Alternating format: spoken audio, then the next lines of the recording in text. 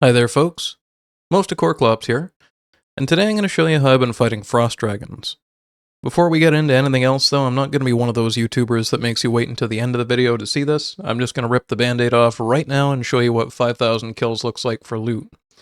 And I will say this 62 million value here is completely wrong, because 22 million in frost dragon bones, yeah, I haven't looted a single one thanks to the Bone Crusher necklace. Same thing with this 118 superiors.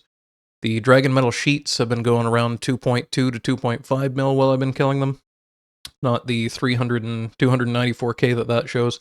And the Dragon Nails are worth literally 100 times what that's showing at about 140,000 apiece. They have been as high as around 200,000 apiece lately, but they've been just plummeting in value, and they're around 135k at the time of recording this. So before we get too far into trying to calculate exactly how much money per hour these are, or how much loot I've actually gotten from it and what it's worth, I thought it'd probably be a good idea to open a DPS calculator and show you a couple options for gear.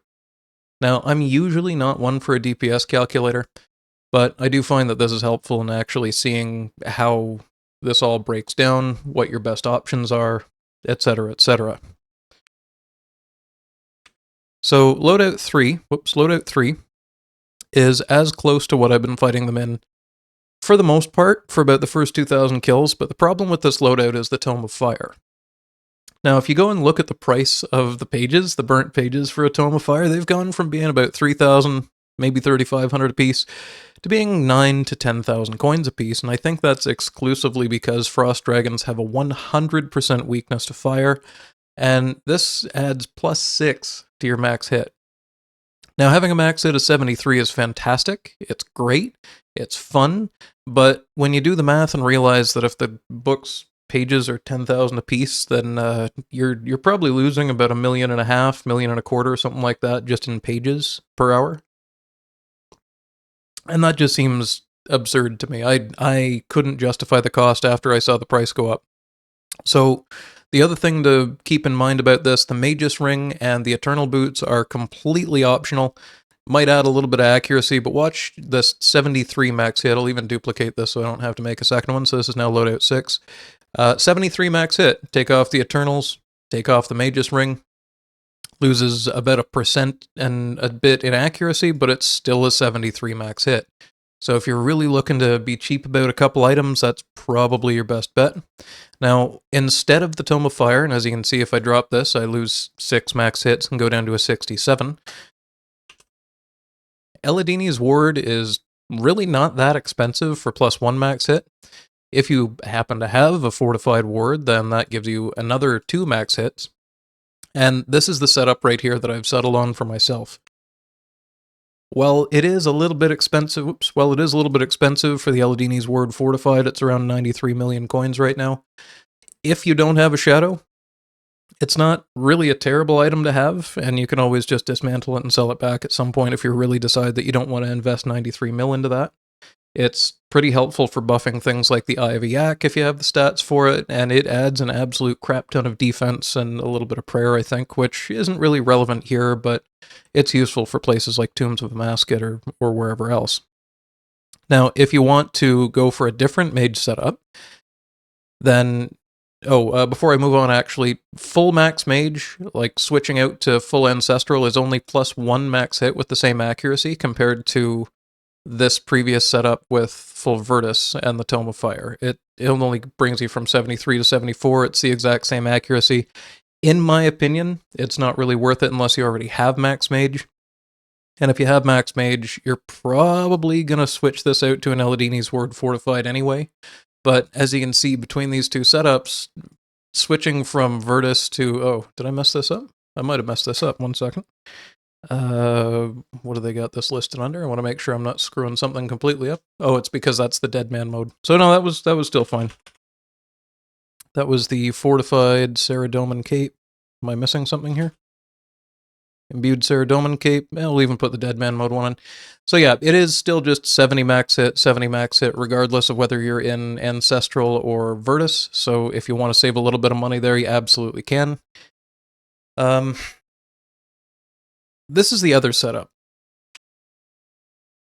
Sorry, number 4 is my mute key. This is the other setup. And this is a Harmonized Nightmare Staff, which attacks 1 tick faster. with as maxed mage as I could reasonably put on here, except for I guess I could go for a Vernic Red's max. And that gives us 11 DPS. So yes, it's 0.7 DPS more, but this is kind of contingent on using the charged Tome of Fire, and because it's one tick faster, instead of losing 1,000,000.2, you're losing like 1,000,000.6 coins per hour just for the page cost. So it's, in my opinion, not actually worth it to use the harmonized Nightmare Staff. If you want to, go right ahead. If money is not an issue, then technically this is the highest DPS setup that I could get on this. But we're talking about a difference of less than 2 seconds on the time to kill. We go from 24.4 to 22.7. So if that's worth it to you, go for it.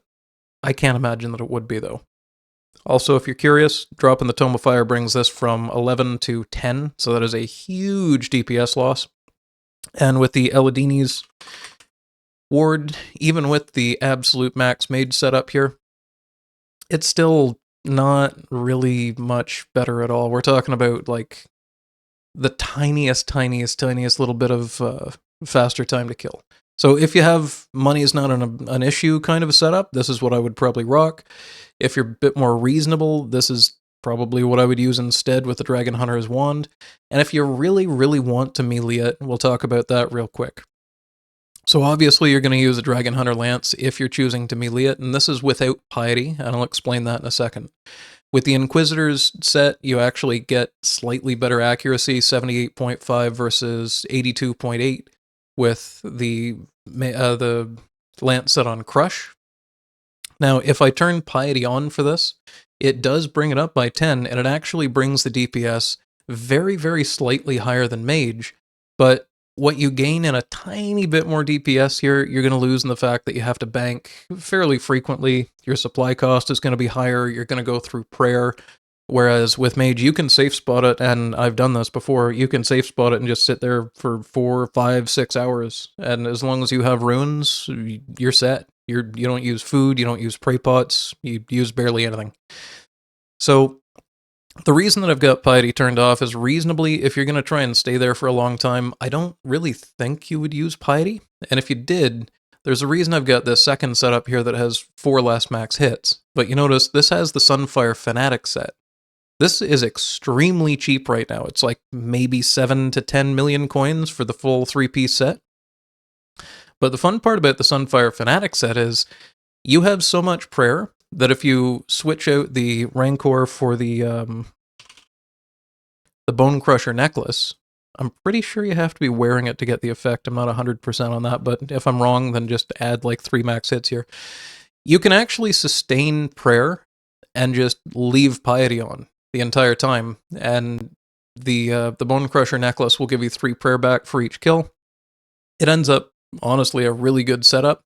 You can see this gives a max hit of 52 with an accuracy of 81, compared to going over here and turning Piety on would be quite a lot higher, but you're just going to drain through your stats or your prey pots. So it's up to you. If you want a little bit more AFK ability, maybe switch in like 2 pieces of this and like a Torva helm or something like that.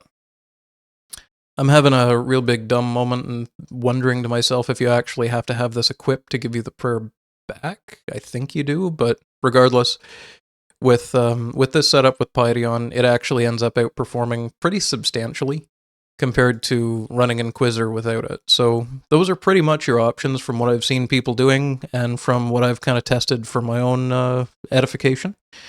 But that aside, let's go and head back to Runelight here. And move my windows around right. There we go. So let's head back there. And as you can see, this is exactly the set that I'm using. This is just mostly for accuracy and because I had a Mage's Ring in the bank still. So to get there the first time, you do actually have to sail your boat to Brimstone Island, I think it is. But Fairy Ring DLP is activated as soon as you get there the first time. And you can just Fairy Ring right over. Now, they did add more Frost Dragons compared to what it used to be. There used to be 6 of them. They used to have like a 14, 15 second do-over on them, respawn time. And it was kind of a pain. But now that they're 4.5 seconds, and I think there's either 10 or maybe 12 Frost Dragons in the room, there's basically no shortage of them. Even if you only were able to kill one of them at a time, it's 4.5 seconds for it to come back. It's really not that big of a deal. Oops, got game sounds turned off there. So, with that in mind, they are extremely quick to kill. I do have a couple of emergency foods in my inventory. I have a couple of extended anti-fires in my inventory, and you may want to bring those, or maybe an anti-fire shield, an anti-dragon shield, a dragon fire shield, a dragon fire ward, whatever you got. And the reason for that is if you accidentally yellow click, or if you pull yourself to an area like right where I am right now where it might be able to attack me, these will do a dragon fire attack that freezes you in place, which can be kind of annoying. And when I say kind of annoying, I mean really bloody annoying. So if that happens, you do generally want to sip an anti-fire, turn protect melee on, and start spam clicking towards your safe spot. There's a couple different safe spots in this room. I personally like the one that I've just marked as stand here, because as soon as you climb up this ladder, you're in a safe spot. With these rocks here, which they did move on the recent update, they changed around how this works a little bit, but with these two rocks here, this is my preferred safe spot. There's another one that I've seen people use right up here, but it's a little bit awkward, and there are different dragons that you can hit from there. But you can maybe see the square that I've got tagged around these. Because of that, I can even stand here, and as long as this doesn't get past these rocks, as soon as... Okay, well, it got stuck on a different dragon, so that's a bad example. If this dragon hadn't been spawned there, then this one would have shifted over another tile and then got stuck on these rocks right here, and I would have been perfectly safe. I have a couple of the items that they drop tagged, like nature runes and rune knives and stuff, because they're below my drop indicator. They won't actually show up on the ground because they're just not really worth that much, but they do stack up pretty quickly, and I do find them kind of worthwhile to loot. We even got 69 chaos runes to start. I think my loot starts showing on the ground at 5,000, and this is worth 4,500. So, they have a 1 in 65 chance of dropping dragon cannonballs, which are still worth a pretty penny right now, but they're not really that big money. Where the biggest money is right now is the dragon nails.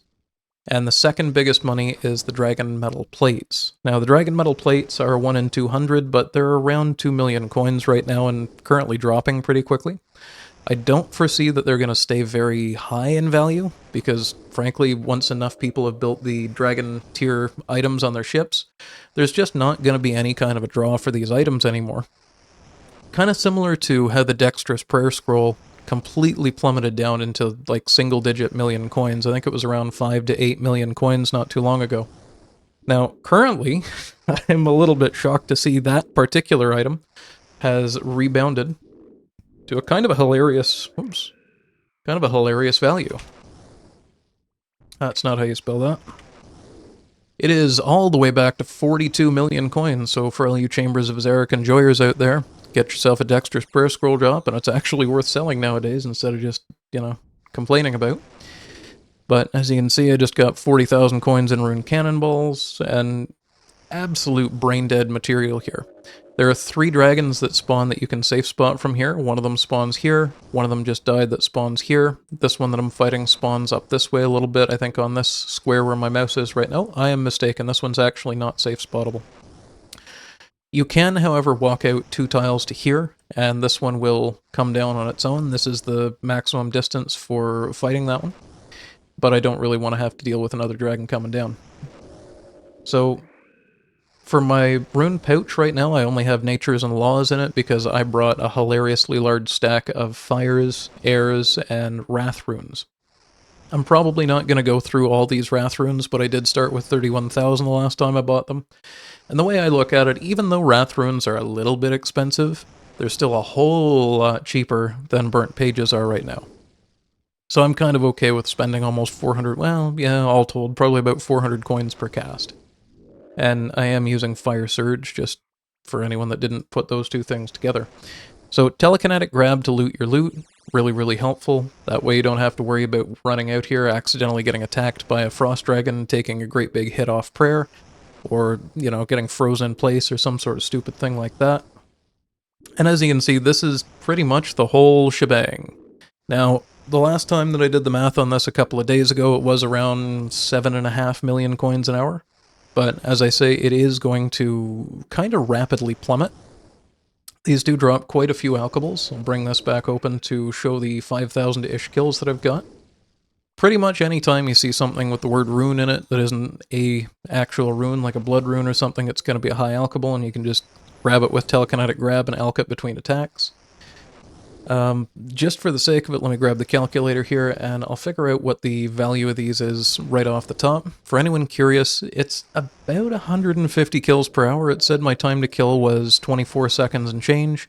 So assume that that's... okay, I attacked the wrong one. It went off that way. Assume that with mistakes like I just made, the occasional moment of downtime, maybe you gotta wait for a dragon to respawn, we'll be nice and say that it's 30 seconds per dragon, which puts us at 120 kills per hour. Let's say 130. That way it's just easier math from what I'm about to talk about. So the dragon nails are a 1 in 65, which means that you're probably going to average 2 of those drops per hour, and they drop between 5 and 15 per instance of them dropping. The average of that is 10, so you should expect probably about 20 dragon nails per hour. And what's... hang on, I gotta do math here that I didn't think to do in advance, but deal with it. You should get about 65% of one dragon metal sheet per hour if you're exactly on rate. So that means at their current price of 2 million coins, that's 1.3 million coins in dragon metal plates per hour, and at the current price, I actually don't know what they're going for right now, let me just refresh this. At the current price of 134,000 coins per dragon nail, I believe I said you'd average 20 of those is 2.6 million, so 1.3 plus 2.68 million is 3.9. You could probably round that up to 4 pretty easily, because you do end up getting a lot of runes and a lot of cannonballs, a lot of high alkables. I mean, I've had 78 rune two-hand swords. That alone is kind of crazy. So for stuff that you want to bring here, by the way, absolutely make sure you have a bone crusher necklace, something to deal with these bones, because chances are you're not going to fight these for 10 kills or so, grab all the bones, teleport out, go to a bank, put them in the bank, come back here. It's just not worth the downtime. It's way more efficacious to just stay here, fight them, keep going, and just stop whenever you feel like it instead of whenever your inventory is full.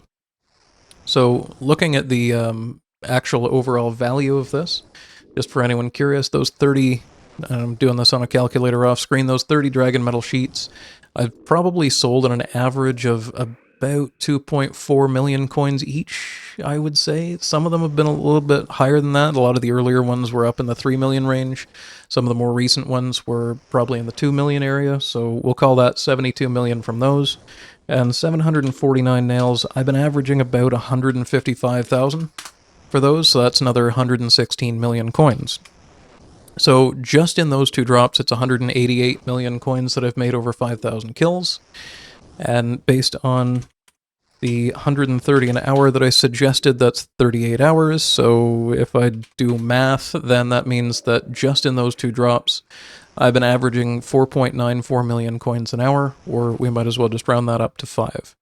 They're not insane money. They aren't ever going to be insane money again. The first couple of days, maybe week or so of sailing, like the first people that got here, I was hearing them saying they were making 20 and 30 million coins an hour, mostly off the dragon nails. But if you look at the historical price of dragon nails, there was a couple of days where they were going for like 700,000, 800,000 a piece. So when those people said they were making 30 million an hour here, they actually might have been. But by the next day it was 20, and by the next day it was 12, and by the next day it was 10, and it's kind of slowly tapered off since then. So that's basically the math of it. You're going to get about 0.65 dragon metal sheets plus 20 nails per hour. And on top of that, there are good drops here. There's nothing significantly good, but there are just a lot of things that add up. If you look at the price of these 4,000 rune cannonballs, that's another 5 mil. These 1,300 dragon cannonballs, that's almost another 4 mil. In high alkables alone, we've got, well, let's see, 3 million plus 1.82 plus 1.45 plus 1.31 plus 1.38. So the high alkables really do add up. If you're an Iron Man character and you're looking for high alkables, you're probably going to get stuck here anyway, because from what I understand, to get enough dragon metal sheets and dragon nails for an Iron Man profile, you're looking at somewhere around 32,000 dragons, which I couldn't even say without laughing. So good luck on that one. 32,000 divided by 130 means you're stuck here for around 246 hours. Call it 250. Because chances are Iron Man aren't just going to be spewing out Wrath runes like no other. They probably are going to go the melee method, which is just a little bit slower. You can see somebody over here is actually doing it with a Dragonfire shields, and I can't quite tell. I think they might be in Bandos. I'm honestly not sure what armor that is. Doesn't really matter. So that's more or less the breakdown of it. There isn't too much more to tell, I don't think. Yeah, I would say that if you're doing this for money, you generally want to just sell everything every couple of hours because it's only going to go down. I did not mean to double tag there. I feel bad because if that is an Iron Man, he can no longer attack this one, but that's fine. There's so many of them over here that I'm not too worried about it anymore. I'm a little bit conditioned to try not to double tag in this area because it was such a dick move until they put in more mobs and tripled the spawn rate. Because frankly, initially there were 6 dragons in this area with a 14.5-second respawn rate, which basically meant that each world could house 2 people doing it, and that was it. And surprisingly, not a lot of people seem to realize that they've added an absolute ton of dragons to this area on top of making the spawn time a lot faster. I can't tell. Yeah, I think that's the one that I want. Yeah, that's the one that's going to come down here. So a lot of people are still kind of salty about these things. And if you were here on the first couple of days, you'd probably know why. You had people that were tagging them down to like 40% and then moving on to another dragon and trying to tag it down to 40% and just being an absolute dick about trying to share these things. But I've noticed that people have gone from just cursing each other out and being mean to each other and being nasty to I've actually hung out here and had some really good conversations. I've added about 4 people to my friends list over the last 3 days, just chatting with people, sharing different gear ideas or talking about what they might be saving up for. I've suggested the Bone Crusher to a couple of people that just for some reason didn't think to bring it. And I really want to emphasize something. These Dragon Bones are 100 XP per with the Bone Crusher, and the Superior Dragon Bones are an additional 150, excuse me. So if they drop the Superior Dragon Bones, I get 250 prey XP for a kill. If they don't drop those and they just drop their normal bones, I get 100. And while that doesn't really sound like a lot on its own, I reset my my XP before I had started this 5,000 kills. I'm at 520,000 prayer XP right now. I have literally gone from level 90 to a third the way done level 91. Just AFK, well, AFKing is the wrong word, just low efforting these frost dragons from a safe spot.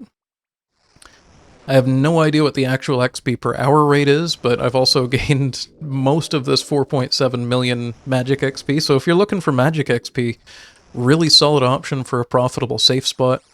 Really good for prayer XP. Maybe not really good. Realistically, you're looking at about 13,000, 14,000 an hour. But where else are you going to make 4 to 5, 6 million coins an hour while you're training prayer? Exactly. Nowhere in the game. So, I've stopped for some other things. I did a bit of Slayer at one point. I ran a couple of Theater of Blood with the clan there. I had an absolutely disgusting time on an Araxor task, and I almost don't even want to show this. I completely greenlogged. I got the pet, I got the coagulated venom, I got 2 noxious points, a noxious pommel, and a noxious blade, and 148 KC, and my task isn't even done. So the next video that I put out very well may be an Araxor one. We'll see about that. Don't forget to like and subscribe for more Araxor or ridiculous luck on moneymakers.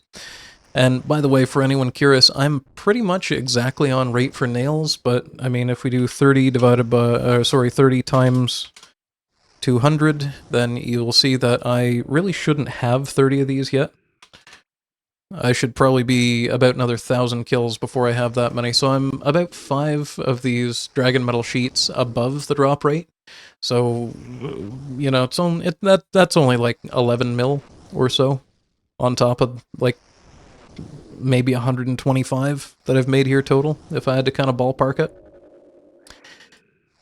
And one thing to note, by the way, don't be me. I'm embarrassed to say that I've actually only sold 29 of those 30, because the high alch value on Dragon Metal Sheets is only 30k, and my warning was set at 35. So, yeah, when those were still about 4.5 mil, I absolutely high alched one of the Dragon Metal Sheets, and I feel like I'm never going to live that down anyway, so I might as well share it as a bit of a funny story. But yeah, this is pretty much it. You just hang out here, you blast these things, and you make an absolute buttload of money. And even if these were, let's say this drops down to about half what they are right now. Like if Dragon Metal Sheets drop to 1 mil each, and Dragon Nails are selling for like 60k, something like that, this is still worthwhile in my opinion as a safe spot moneymaker. Right now, I'm making maybe about 10 to 20% more here than what I would make in melee gear at Vorkath, just to give you kind of an idea. This is somewhere between Vorkath and Muspa as far as a moneymaker today, but it's only going to go down.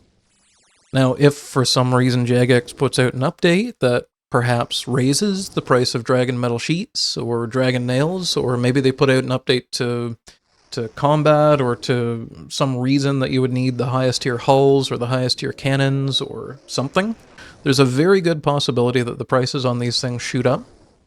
They have been very volatile. I've seen days where the price of Dragon Nails has gone from 130k to nearly 200k. Actually, just a couple of days ago, it broke 200k, which absolutely floored me because it was the highest it had been in a week.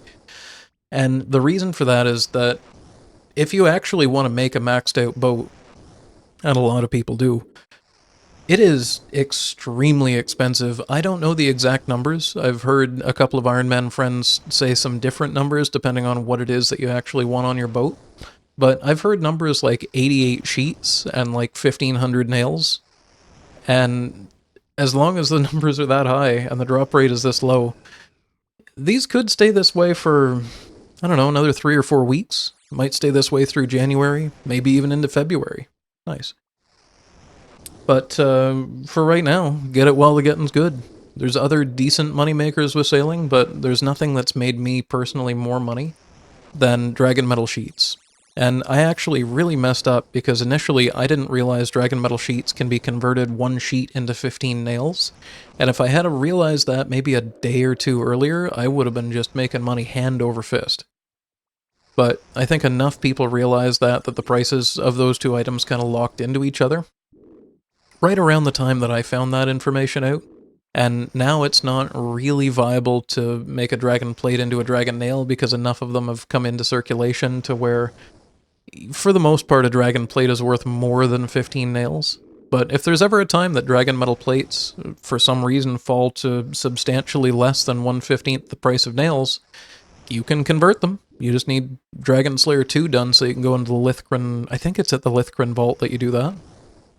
Haven't actually done it myself, so you might want to check that one on the wiki. But as you can see, while we're here, I've gained 76k in high alchs. I've had no luck so far. I was kind of hoping to get some Dragon Nails or maybe a Dragon Metal Sheet while I was rambling on here, but we'll hang out a little bit longer. You do not have enough death runes to cast this spell. What did I try and cast just now? RuneScape? What just happened? I mean, I'm all for I probably misclicked, but okay. Now, one thing that I don't loot here that you probably should, that I realized a little bit too late, these drop an absolutely hilarious amount of water runes. That really does say 156,000 water runes.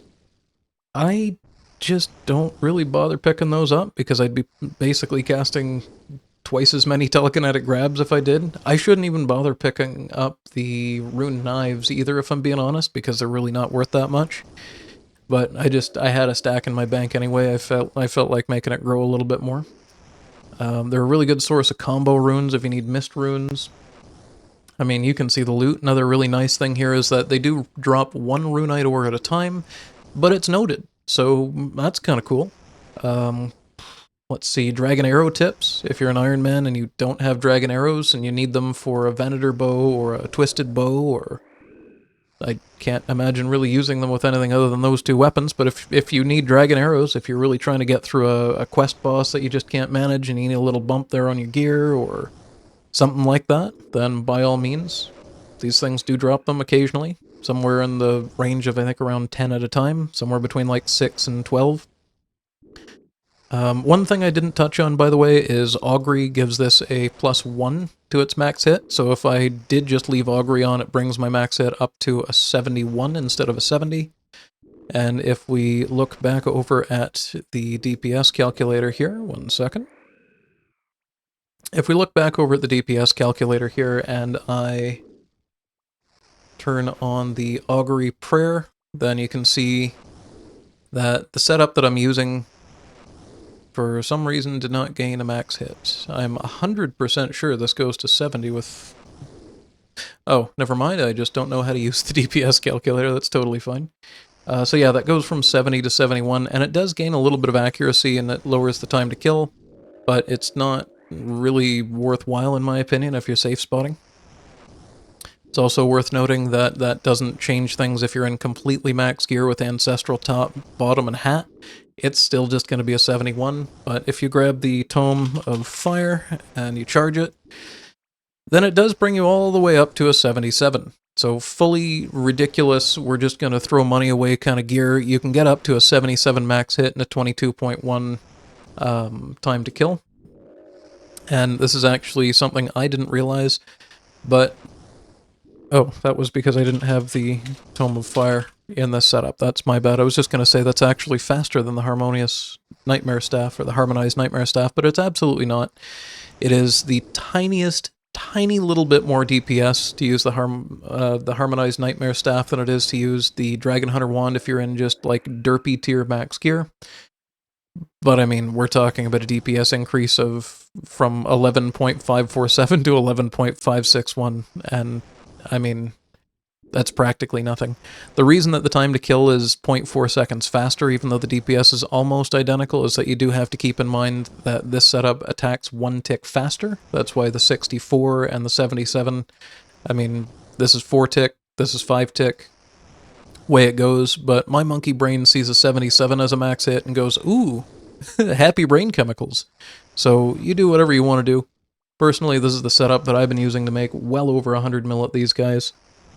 And if you just want something really chill and just not really all that much work for a decent moneymaker, like if you're doing this versus doing Muspa, or if you're doing this versus doing like Vorkath or something like that, this is very good second monitor content. This would be good mobile content. I'm not a mobile player myself, but if you're a mobile enjoyer, then I would strongly recommend something like this. Ooh, 70.